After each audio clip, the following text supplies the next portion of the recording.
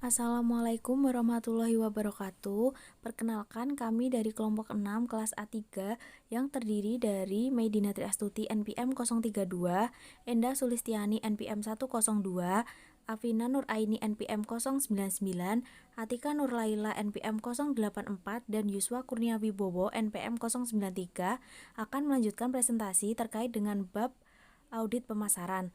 Kami akan melanjutkan dari kebijakan publik, kebijakan harga, kebijakan saluran distribusi, dan kebijakan periklanan, promosi, dan publikasi.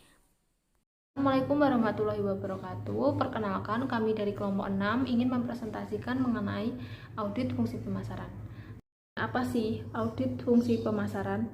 Nah, audit fungsi pemasaran merupakan pengujian yang sistematis dan terdokumentasi terhadap bagaimana perusahaan menentukan bauran pemasarannya dan apakah bauran pemasaran tersebut secara efektif dapat mencapai tujuan pemasaran dan tujuan perusahaan secara keseluruhan. Dan fungsi pemasaran melibatkan beberapa kebijakan penting dalam bauran pemasaran yang bertujuan untuk mencapai tujuan pemasaran.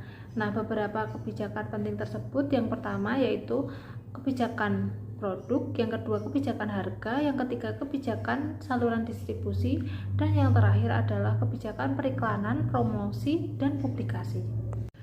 Untuk produk yang pertama yaitu produk inti. Nah, di produk inti ini menyangkut mengenai manfaat inti yang didapat oleh konsumen ketika mereka memperoleh produk tersebut. Nah, misalnya seperti seorang mahasiswa yang membeli buku, mereka bukan hanya sekedar mendapatkan materi kuliah, namun mereka mendapatkan lebih dari itu. Mereka membeli ilmu pengetahuan yang telah dijanjikan oleh buku tersebut. Untuk yang produk kedua yaitu produk aktual. Nah, produk aktual ini meliputi komponen model tampilan, nama, merek, pengemasan, dan ciri-ciri produk lainnya yang berkombinasi untuk memberikan manfaat pada produk inti. Maksudnya produk ini. Nah, contoh dari produk aktual yaitu camcorder Handycam Sony. Nah, nama, komponen, model, tampilan, kemasan, dan ciri-ciri lainnya semuanya telah dikombinasikan untuk menyampaikan manfaat produk inti tersebut. Untuk yang selanjutnya yaitu produk tambahan. Nah, produk tambahan ini meliputi pelayanan dan manfaat tambahan yang diperoleh konsumen yang dibangun di sekeliling produk inti dan produk aktual. Misalnya produk Sony, mereka menawarkan lebih dari sekedar alat perekam, namun mereka juga memberikan panduan lengkap pada konsumen tentang bagaimana cara menggunakan produk tersebut dan untuk mendapatkan hasil yang terbaik. Nah, mereka juga memberikan garansi komponen dan pemasangannya, petunjuk pemeliharaan, dan sebagainya. Nah, hal tersebut merupakan bagian dari tambahan manfaat yang dapat dinikmati konsumen dalam menggunakan produk tersebut. Dan bagi konsumen, unsur tersebut menjadi bagian penting dari penggunaan produk secara keseluruhan. Yang selanjutnya yaitu keputusan lini produk. Nah, lini produk sendiri merupakan sekelompok produk yang berkaitan erat karena memiliki fungsi yang sama, dijual untuk kelompok pelanggan yang sama, dipasarkan melalui jenis-jenis outlet atau saluran distribusi yang sama, atau berada dalam rentang harga tertentu. Nah, keputusan lini produk ini mencakup beberapa keputusan penting yang berkaitan dengan yang pertama, rentan lini produk, yang kedua, merentangkan lini produk, yang ketiga, mengisi lini produk, yang keempat, modernisasi lini produk, dan yang terakhir adalah menetapkan tampilan lini produk. Perusahaan diharuskan merencanakan lini produknya karena lini produk dikatakan terlalu pendek jika manajer dapat meningkatkan laba dengan menambah produk, dan lini produk dikatakan terlalu panjang apabila manajer masih dapat meningkatkan laba dengan cara mengurangi produk. Perusahaan diharuskan merencanakan pertumbuhan lini produk dengan cermat, dan perusahaan dapat secara sistematis meningkatkan rentan lini produknya dengan dua cara, yaitu dengan memperpanjang lini atau mengisi lini. Nah, untuk yang selanjutnya yaitu mengenai keputusan bauran produk. Nah, bauran produk sendiri merupakan kumpulan dari sebuah lini produk dan barang-barang yang ditawarkan penjual tertentu kepada pembeli. Dalam hal ini terdapat 4 dimensi bauran produk yang meliputi yang pertama, keluasan, yang kedua, kepanjangan, yang ketiga, kedalaman, dan yang terakhir adalah konsistensi. Nah, keempatnya memberikan panduan untuk mendefinisikan strategi produk perusahaan. Berkaitan dengan produk perusahaan, terdapat 4 cara untuk meningkatkan kinerja produknya, yaitu yang pertama, perusahaan menambah lini produknya dan memperluas bauran produknya. Dan untuk cara lainnya, perusahaan dapat memperpanjang lini produk yang sudah ada, dan untuk cara yang terakhir, perusahaan bisa kurang atau lebih memperhatikan konsistensi lini produknya.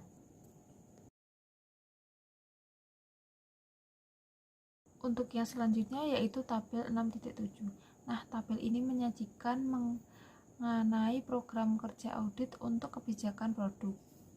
Nah, langsung saja yang pertama yaitu apakah perusahaan menyatakan secara tegas lini produknya? Jika iya, periksa bagaimana rentan lini produknya dan kesesuaiannya dengan strategi pencapaian tujuan pemasaran. Namun jika tidak, telusuri bagaimana perusahaan menentukan lini produknya. Untuk yang nomor 2, apakah lini produk yang ada saat ini mampu mencapai tujuannya? Jika iya, periksa kemampuan lini produk ini dalam memuaskan kebutuhan pasar dan kontribusinya pada laba perusahaan. Namun, jika tidak, telusuri penyebab terjadinya kegagalan tersebut. Untuk yang ketiga yaitu apakah lini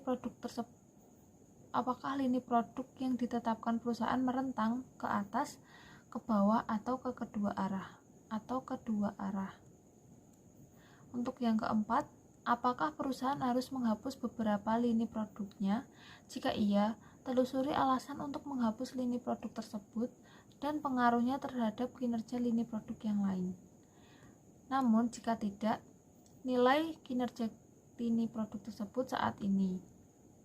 Untuk yang kelima, yaitu apakah perusahaan harus menambah beberapa lini produknya? Jika iya, telusuri alasan untuk menambah lini produk tersebut dan pengaruhnya terhadap kinerja lini produk yang lain. Namun jika tidak, telusuri bagaimana tanggapan pasar terhadap lini produk yang dikembangkan saat ini. Untuk yang selanjutnya yaitu nomor 6, apakah perusahaan telah memahami dengan baik sikap pembeli terhadap kualitas produk perusahaan dan pesaing, tampilan, gaya, merek, dan karakteristik lainnya? Jika iya, periksa tindak lanjut dari pemahaman tersebut ke dalam usaha menciptakan produk yang sesuai dengan spesifikasi pelanggan. Namun jika tidak, telusuri bagaimana perusahaan menentukan produk yang tepat sesuai dengan spesifikasi pelanggan. Dan untuk yang terakhir yaitu nomor 7, apakah strategi produk dan merek membutuhkan peningkatan? Jika iya, telusuri bentuk kekurangan yang terjadi dan peningkatan yang dibutuhkan. Namun jika tidak, periksa kinerja produk dan merek saat ini serta kemampuannya dalam menunjang pendapatan perusahaan. Perkenalkan, nama saya Afina Nuraini, NPM 099. Di sini saya akan melanjutkan presentasi dari presenter sebelumnya. Yang pertama yaitu saya akan bahas tentang kebijakan harga. Harga sendiri merupakan uang yang dibebankan untuk sebuah barang maupun jasa ataupun jumlah nilai yang konsumen pertukarkan agar mendapatkan manfaat dari memiliki ataupun memanfaatkan suatu barang maupun jasa.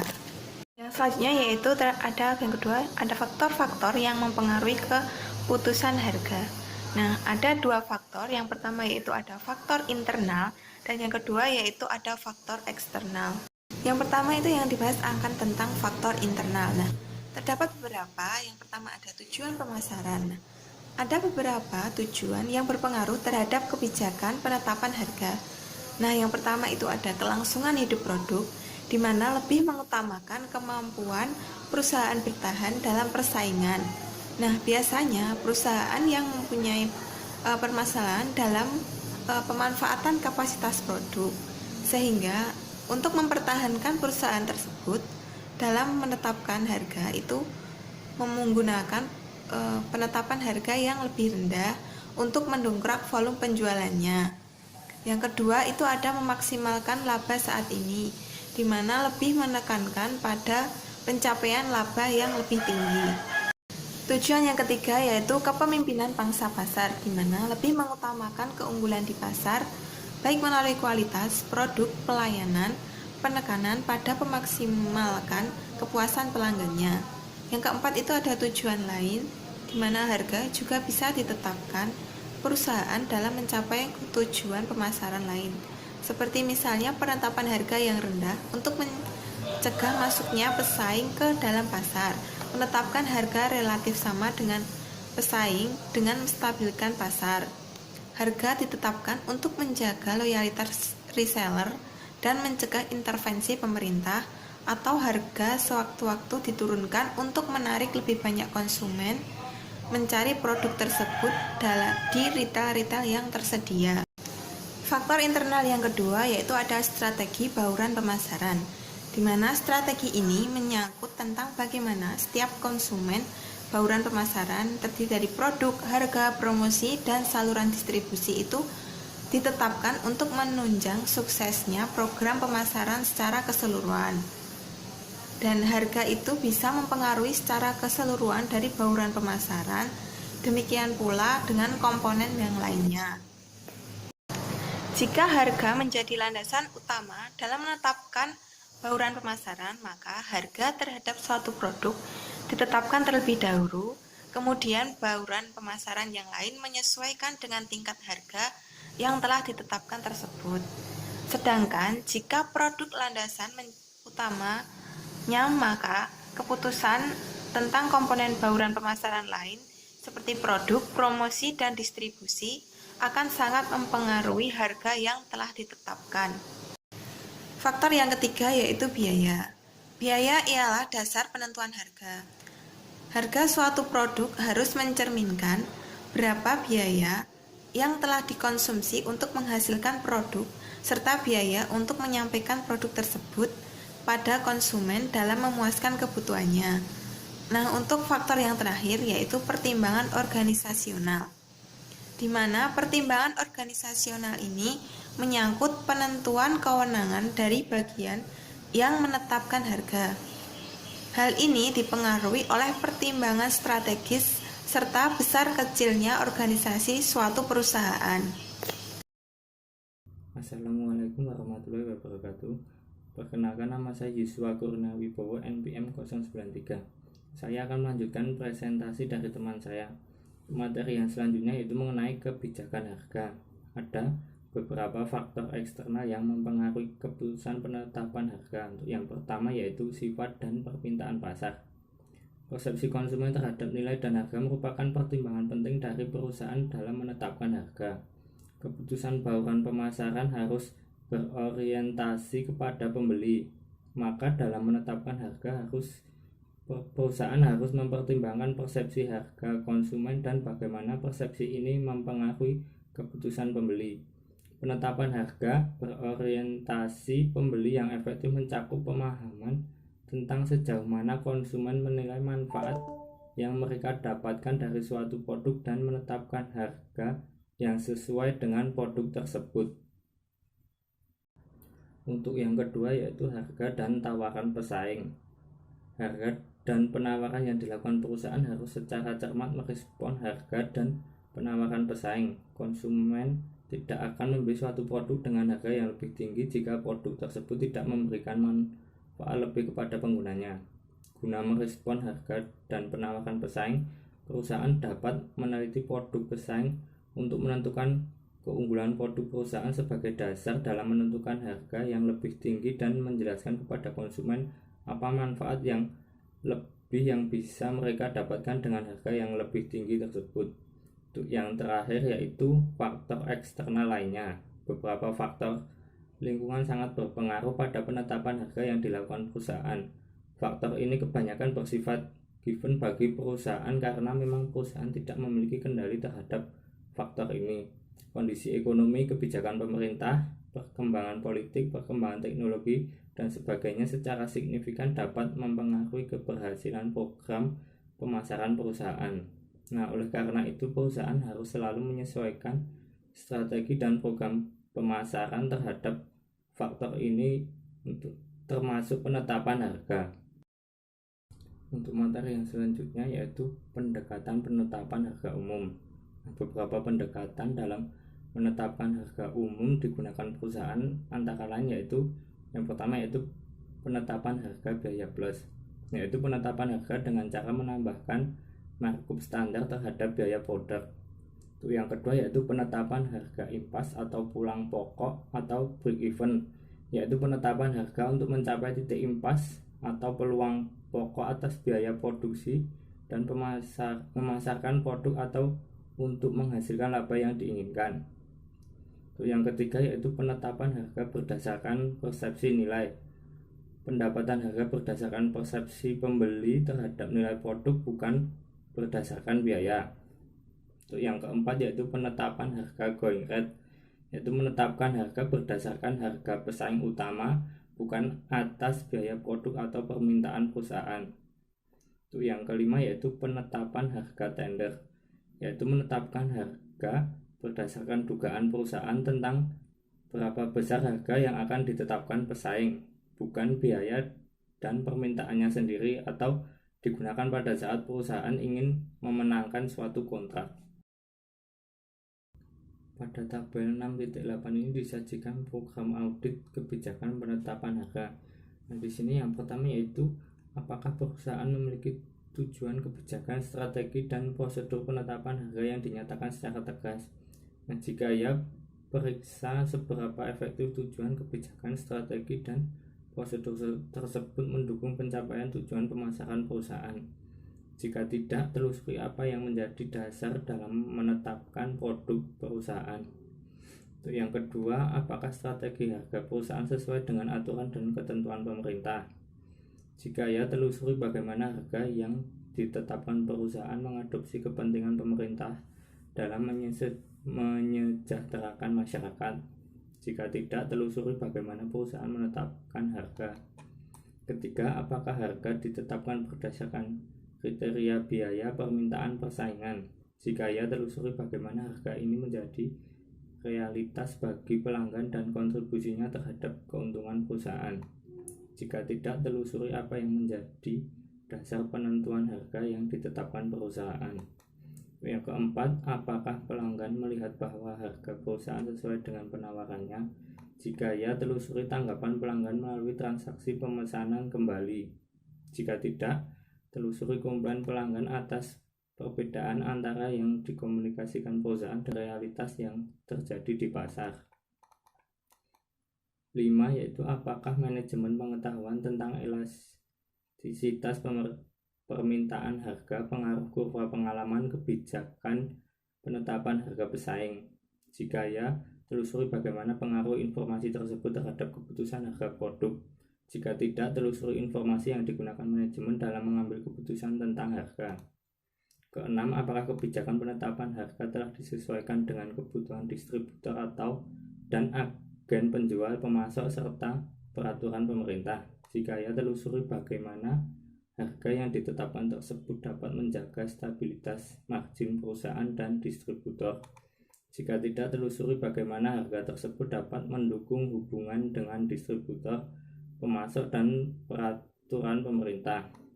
Yang ketujuh, apakah strategi harga tersebut dapat memuaskan anggota saluran distribusi? Jika ya, telusuri loyalitas saluran dalam menghantarkan produk perusahaan ke pasar. Jika tidak, telusuri dampak ketidakpuasan tersebut terhadap keberadaan produk di pasar. Untuk yang selanjutnya yaitu harga dan siklus hidup produk. Pada tahap perkenalan ada dua metode yang sering digunakan untuk memperkenalkan produk ke pasar, yaitu yang pertama metode price skimming. Penetapan harga yang tinggi bertujuan untuk mengembalikan biaya secepat mungkin. Jika dalam jangka panjang tidak bertahan, harga diturunkan. Nah, metode ini cocok pada kondisi yang pertama, yaitu permintaan yang diharapkan relatif tidak elastis terhadap harga sehingga pelanggan tidak begitu sensitif terhadap harga. Yang kedua, yaitu perusahaan sulit memprediksi penghematan biaya yang seharusnya dicapai pada volume penjualan yang tinggi. Yang terakhir, yaitu perusahaan tidak memiliki banyak sumber daya untuk membiayai pengeluaran modal yang besar untuk memproduksi pada volume yang tinggi dengan profit margin yang rendah pada awalnya. Untuk yang kedua, yaitu metode price penetration, penetapan harga yang rendah untuk memaksimalkan kuantitas penjualan. Metode ini sangat cocok digunakan pada kondisi yaitu yang pertama, yaitu permintaan atas produk tersebut sangat elastis dari perubahan harga, di mana pelanggan sangat sensitif dan meningkatkan pembeliannya secara signifikan pada harga yang rendah. Yang kedua, yaitu penurunan harga yang besar diharapkan dapat tercapai dari peningkatan volume penjualan. Yang terakhir, yaitu produk memiliki ancaman bagi pesaing di masa yang akan datang. Yang selanjutnya itu pada tahap pertumbuhan, penjualan meningkat dan biaya per unit menurun. Jika pada tahap perkenalan perusahaan menggunakan price skimming, pada saat ini perusahaan seharusnya melakukan penurunan harga untuk menarik lebih banyak pembeli. Sementara jika pada tahap perkenalan menggunakan price penetration, maka melakukan peningkatan harga sudah saatnya dilakukan, tetapi harus diimbangi dengan peningkatan biaya promosi. Yang terakhir, yaitu pada tahap kedewasaan, perusahaan harus berusaha mencari pasar baru bagi produknya dan melakukan peningkatan produk untuk mempertahankan harga. Sementara pada tahap penurunan, perusahaan harus memotong harganya untuk menghabiskan persediaannya. Assalamualaikum warahmatullahi wabarakatuh. Sebelumnya, perkenalkan, nama saya Medina Tri Astuti, NPM 032. Di sini saya akan melanjutkan presentasi dari presenter sebelumnya. Saya akan mempresentasikan tentang kebijakan saluran distribusi. Nah, baik, langsung saja ke pembahasan. Untuk kebijakan saluran distribusi sendiri merupakan jaringan organisasi yang menghubungkan antara produsen dengan pengguna atau konsumen akhir. Penggunaan perantara dalam pemasaran atau saluran distribusi ini disebabkan karena adanya keunggulan efisiensi dalam membuat barang tersedia dan mudah diperoleh di pasar dalam jumlah dan waktu yang tepat. Nah, untuk selanjutnya itu adalah fungsi distribusi. Fungsi penting yang dilaksanakan dalam saluran pemasaran sendiri itu meliputi 9 fungsi. Yang pertama itu adalah fungsi informasi. Fungsi ini tuh merupakan pengumpulan dan penyebaran informasi riset pemasaran mengenai pesaing, pelanggan, dan pelaku usaha lain, serta kekuatan dalam lingkungan pemasaran potensial dan yang ada saat ini. Untuk yang kedua itu adalah promosi. Promosi ini tuh merupakan pengembangan dan penyebaran komunikasi persuasif mengenai penawaran yang dirancang untuk menarik pelanggan. Untuk yang ketiga itu adalah negosiasi. Negosiasi ini merupakan usaha untuk mencapai persetujuan atau kesepakatan akhir tentang harga dan persyaratan lain sehingga transfer kepemilikan itu dapat dilaksanakan. Untuk yang keempat adalah pemesanan. Pemesanan ini tuh merupakan komunikasi terbalik dari anggota saluran pemasaran dengan produsen mengenai minat untuk membeli. Untuk yang kelima yaitu pembiayaan. Pembiayaan ini tuh merupakan perolehan dan alokasi dana yang dibutuhkan untuk membiayai persediaan pada tingkat saluran pemasaran yang berbeda. Untuk yang keenam yaitu adalah pengambilan risiko. Pengambilan risiko ini tuh merupakan asumsi risiko yang berhubungan dengan pelaksanaan fungsi saluran pemasaran tersebut. Untuk yang ketujuh yaitu adalah pemilikan fisik. Ini tuh merupakan kesinambungan, penyimpangan, dan pergerakan produk fisik dari bahan baku sampai ke pelanggan akhir atau ke konsumen. Untuk yang kedelapan yaitu adalah pembayaran. Pembayaran itu merupakan transfer kepemilikan yang sebenarnya dari satu organisasi atau orang ke organisasi atau orang lain. Untuk yang kesembilan itu adalah hak milik. Transfer kepemilikan yang sebenarnya dari satu organisasi atau individu ke organisasi atau individu lain. Untuk selanjutnya yaitu adalah ada beberapa aktivitas yang dilakukan oleh organisasi saluran sehingga produk itu dapat dinikmati oleh konsumen sesuai dengan jumlah yang dibutuhkan dan pada saat yang tepat. Aktivitas-aktivitas tersebut itu meliputi beberapa hal. Yang pertama yaitu adalah membeli dan menjual. Membeli dan menjual sendiri ini tuh salah satunya dapat mengurangi banyaknya transaksi antara produsen dan pemakai akhir. Yang kedua itu adalah transportasi. Transportasi ini tuh dapat menghilangkan jarak antara pembeli dan penjual. Untuk yang ketiga adalah pembayaran. Pembayaran ini tuh dapat mempermudah fungsi pertukaran. Untuk yang keempat yaitu adalah periklanan dan promosi penjualan. Periklanan dan promosi penjualan ini tuh dapat mengkomunikasikan ketersediaan, tempat, dan ciri-ciri produk kepada konsumen. Untuk yang kelima itu adalah penetapan harga. Penetapan harga sendiri ini tuh adalah menetapkan batas pertukaran antara penjual dan pembeli. Untuk selanjutnya yaitu adalah keputusan mengenai bentuk saluran pemasaran. Keputusan mengenai bentuk saluran pemasaran sendiri ini tuh harus mempertimbangkan beberapa hal. Yang pertama itu adalah analisis kebutuhan pelanggan. Yang kedua adalah penetapan tujuan dan batasan saluran pemasaran. Yang ketiga adalah identifikasi alternatif saluran pemasaran utama. Dan yang keempat adalah evaluasi alternatif saluran pemasaran utama. Untuk analisis kebutuhan pelanggan, pada langkah yang pertama ini, perusahaan harus memahami perilaku dan kecenderungan pelanggan dalam memenuhi kebutuhannya. Nah, terdapat 5 variabel pelayanan yang teridentifikasi dari saluran pemasaran yang meliputi pertama, ukuran lot. Ukuran lot sendiri itu merupakan suatu jumlah yang bisa dilakukan oleh pelanggan. Apakah pelanggan tersebut itu biasa membeli dalam jumlah yang besar ataupun jumlah yang kecil. Untuk yang kedua yaitu adalah waktu tunggu. Waktu tunggu sendiri merupakan ukuran waktu berapa lama pelanggan menunggu dari pemesanan sampai dengan barang tersebut diterima. Untuk yang ketiga adalah kenyamanan tempat. Kenyamanan tempat sendiri merupakan bentuk kemudahan yang dapat diberikan saluran pemasaran bagi pelanggan untuk mendapatkan produk yang dibutuhkan dan pelayanan penjualnya. Untuk yang keempat adalah variasi produk. Variasi produk sendiri menunjukkan luasnya keanekaragaman produk yang bisa disediakan oleh saluran pemasaran. Dan yang kelima adalah pelayanan pendukung. Untuk pelayanan pendukung sendiri ini menunjukkan besarnya pelayanan pendukung yang disediakan saluran pemasaran. Untuk yang kedua adalah penetapan tujuan saluran pemasaran. Tujuan saluran pemasaran sendiri itu harus dinyatakan dalam bentuk tingkat hasil pelayanan yang ditargetkan. Untuk bentuk saluran pemasaran yang berbeda sendiri itu harus mempertimbangkan kekuatan dan kelemahan jenis perantara yang berbeda dan pada akhirnya bentuk saluran pemasaran sendiri itu dipilih harus sesuai dengan lingkungan yang lebih besar. Untuk selanjutnya adalah identifikasi alternatif saluran pemasaran utama.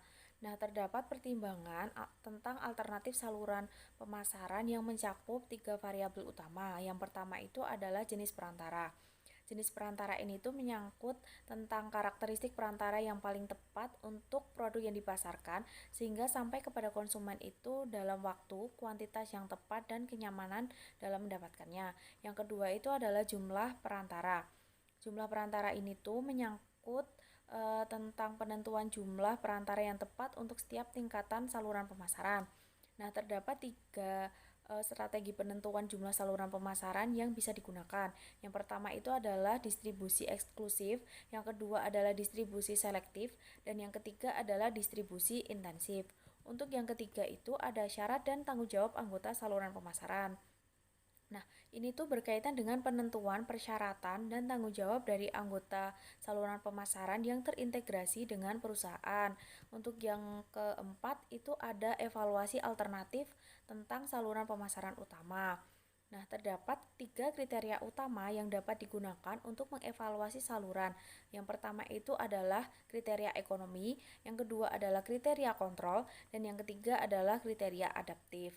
Nah, dari hasil penilaian pada 3 kriteria tersebut ini tuh perusahaan dapat menentukan apakah saluran pemasaran yang digunakan ini tuh akan dipertahankan atau ditingkatkan kemampuannya atau justru malah dilepaskan.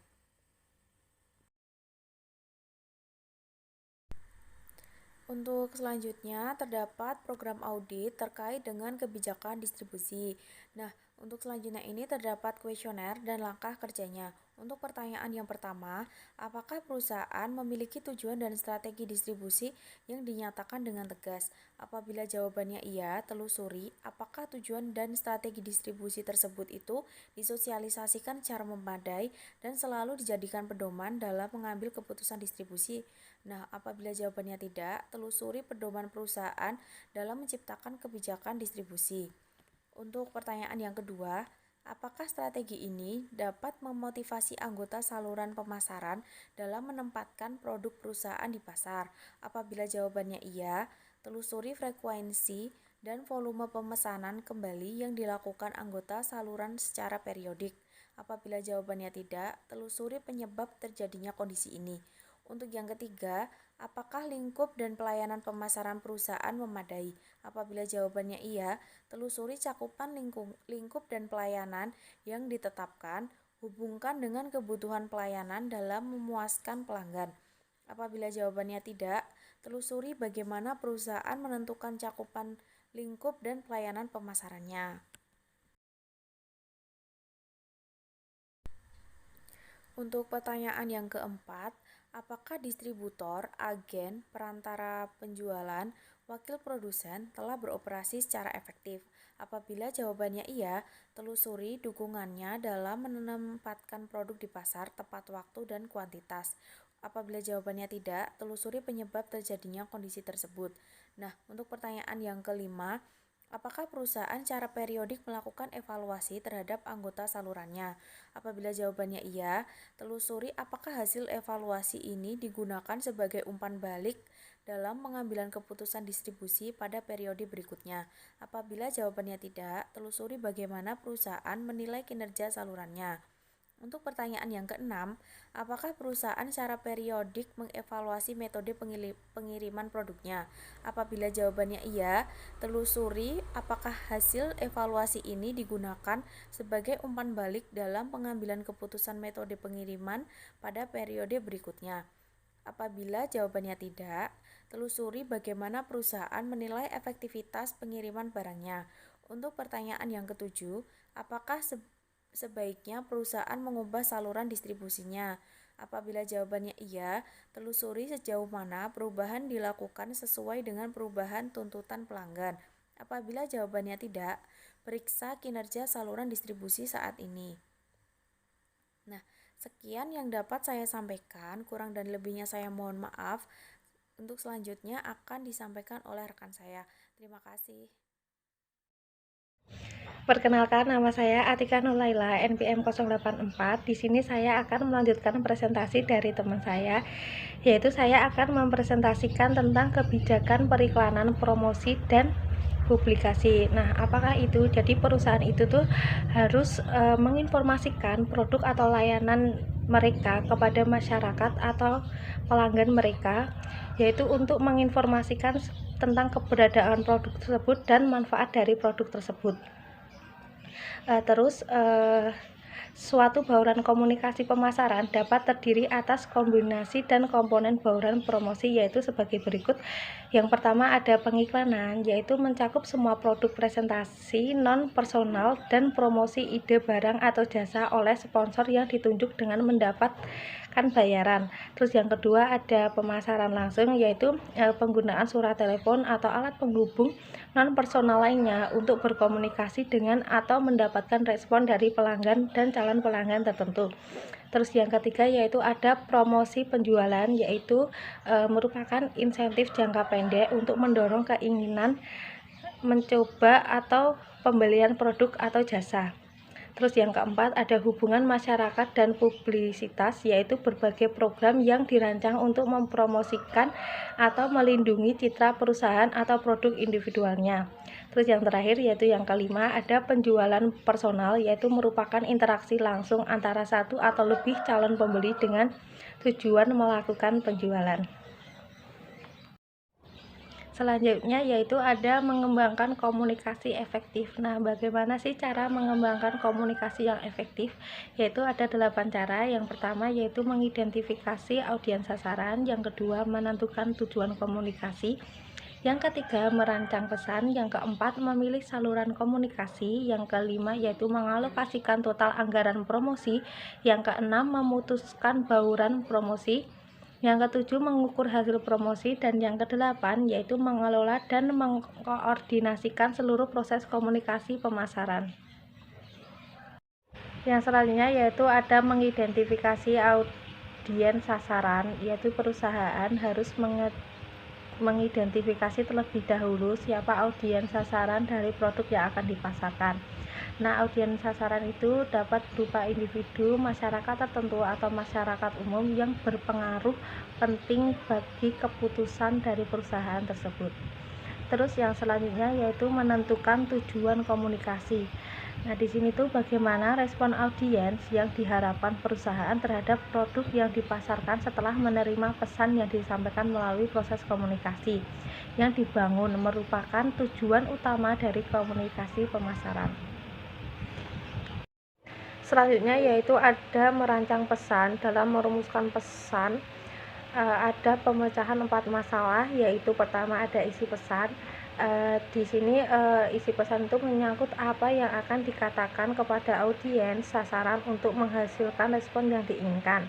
Dalam merumuskan isi pesan ini ada 3 daya tarik yang harus diperhatikan, yaitu pertama ada daya tarik rasional, daya tarik emosional, dan daya tarik moral. Terus kedua yaitu ada struktur pesan, itu menyangkut bagaimana sih mengatakan pesan secara logis sehingga itu mudah diterima dan dipahami dan mampu mengubah perilaku audiens yang mengarah pada terjadinya transaksi pembelian. Yang ketiga yaitu ada format pesan. Nah, di sini tuh perusahaan harus mengembangkan suatu format yang tepat terhadap pesan yang akan dikomunikasikan. Nah, format pesan ini di setiap perusahaan itu bisa berbeda-beda. Terus keempat itu ada sumber pesan, yaitu menyangkut siapa yang akan ditugaskan untuk menyampaikan pesan tersebut supaya dapat diterima dengan baik. Yang selanjutnya itu ada memilih saluran komunikasi. Nah, saluran komunikasi yang tepat itu harus mengikuti usaha mengkomunikasikan produk dan pelayanan kepada audiens yang dituju. Ada 2 jenis saluran komunikasi, yaitu yang pertama ada saluran komunikasi personal. Di dalam saluran komunikasi ini tuh ada 2 atau lebih orang berkomunikasi satu sama lain. Terus yang kedua ada saluran komunikasi non personal, yaitu saluran komunikasi non personal itu melibatkan media dalam penyampaian pesan kepada audiens yang dituju seperti majalah atau lain-lainnya. Terus selanjutnya yaitu ada mengalokasikan total anggaran promosi. Nah, mengalokasikan anggaran promosi itu menyangkut penetapan total anggaran promosi dan pendistribusiannya pada berbagai saluran komunikasi yang digunakan. Terus di sini ada 4 metode umum yang digunakan dalam menetapkan anggaran promosi, yaitu yang pertama ada metode yang dapat dijangkau, persentase dari penjualan, keseimbangan kompetitif, dan metode tujuan dan tugas. Terus memutuskan bauran promosi. Nah, untuk memutuskan bauran promosi itu menyangkut pencapaian tujuan pemasaran secara efektif dan efisien melalui keseimbangan di antara komponen bauran promosi. Di sini juga ada faktor-faktor yang mempengaruhi keseimbangan bauran promosi, yaitu terdiri atas jenis pasar produk, terus strategi taktik dan strategi dorong, terus ada tahap-tahap pembeli, tahap-tahap siklus hidup produk, dan peringkat pasar perusahaan. Terus selanjutnya ada mengukur hasil promosi. Untuk pengukuran hasil promosi harus dilakukan untuk menilai efektivitas dan efisiensi program promosi yang ditetapkan. Nah, pengukuran ini tuh biasanya melibatkan wawancara dengan audiens sasaran untuk mendapatkan informasi tentang apakah mereka mengenal atau mengingat pesan yang sudah disampaikan beberapa kali ke mereka. Terus yaitu selanjutnya ada mengatur dan mengelola komunikasi pemasaran yang terintegrasi. Komunikasi pemasaran yang terintegrasi itu dapat menghasilkan pesan yang lebih konsisten dan berpengaruh terhadap penjualan yang lebih besar. Selain itu juga dapat meningkatkan kemampuan perusahaan untuk menjangkau pelanggan yang tepat. Nah, untuk slide selanjutnya yaitu mengenai memutuskan bauran promosi. Nah, keputusan mengenai bauran promosi menyangkut pencapaian tujuan pemasaran yang secara efektif dan efisien melalui keseimbangan di antara komponen bauran promosi. Berikut ini terdapat beberapa faktor yang mempengaruhi keseimbangan bauran promosi, yang terdiri atas yang pertama, jenis pasar produk. Nah, dalam hal ini harus ada kesesuaian komponen promosi dalam memberikan hasil promosi yang maksimal yang berbeda antara barang konsumsi dan barang industri. Nah, untuk yang kedua yaitu strategi tarik dan strategi dorong. Nah, strategi tarik melibatkan kegiatan pemasaran, terutama iklan dan promosi penjualan, yang diarahkan pada pemakai akhir untuk mendorong mereka akan memesan produk pada perantara yang akhirnya terjadi permintaan kepada produsen. Dan untuk strategi dorong, dengan melibatkan kegiatan pemasaran produsen, terutama penjualan personal dan promosi penjualan. Untuk yang ketiga yaitu tahap kesiapan pembeli. Nah, pada tahap kesiapan pembeli ini meliputi beberapa tahap, yaitu tahap kesadaran, tahap pengertian, keyakinan, pemesanan, dan pemesanan kembali. Nah, untuk yang keempat yaitu tahap siklus hidup produk. Nah, pada tahapan ini, di setiap tahapan siklus hidup produk memerlukan bauran promosi yang berbeda-beda. Nah, untuk yang terakhir yaitu peringkat pasar perusahaan. Nah, di saat merek sedang berada di tingkat atas atau di tingkat puncak, iklan akan lebih menguntungkan dibanding dengan promosi penjualan. Untuk slide berikutnya, mengukur hasil promosi. Nah, pengukuran ini harus dilakukan untuk digunakan sebagai penilaian efektivitas dan efisiensi dari program promosi yang diterapkan. Nah, biasanya pengukuran ini melibatkan wawancara dengan audiens untuk memperoleh informasi mengenai respon terhadap produk dari perusahaan tersebut. Itu mengenai mengatur dan mengelola komunikasi pemasaran yang terintegrasi.